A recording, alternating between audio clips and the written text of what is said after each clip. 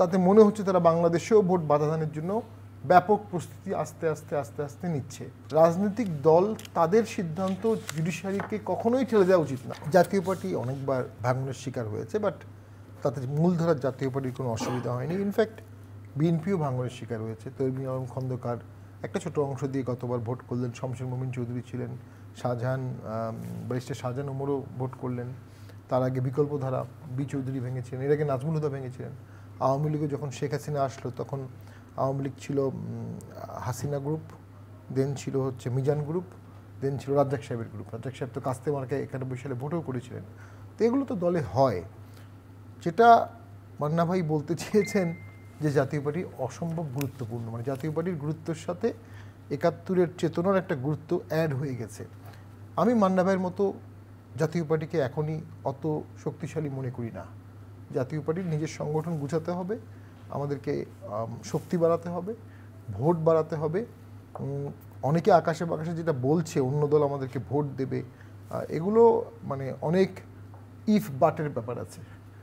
যদি দেশে একতরফা একটা ভোট হয়, লজিক্যাল অ্যান্সার হবে আওয়ামী লীগ সে ভোটটাকে দমন করবে, সে ভোটটাকে বাধা দেবে, সে ভোটে অংশগ্রহণ করবে না যদি আওয়ামী লীগকে ভোট দিতে মানে ভোট থেকে বাইরে রাখা হয়।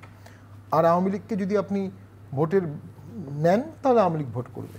যদি আওয়ামী লীগ ভোটের রেসের বাইরে থাকে তার আরেকটা দলকে ভোট দিয়ে কাস্টিং কেন বাড়াবে?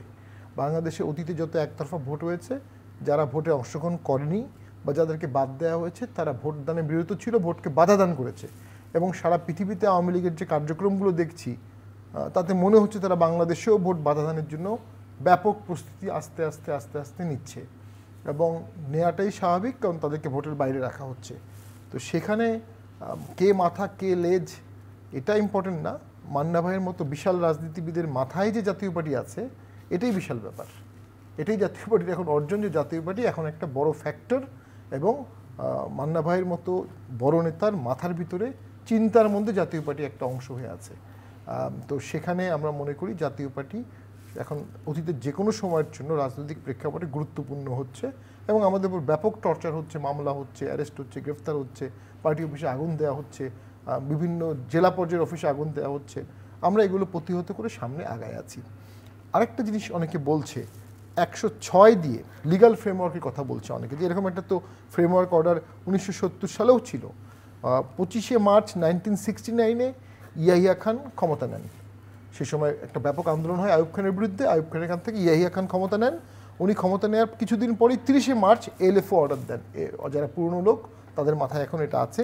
ওটা দিয়ে উনি বললেন যে ভোট হবে অ্যাজ ইউজুয়াল, আর পাকিস্তান হবে ইসলামিক রিপাবলিক অফ পাকিস্তান, আর 4টা প্রদেশ হবে, Punjab, Sindh, Balochistan and north West frontier, মানে ওই পশ্চিম পাকিস্তানে 4টা প্রদেশ হবে।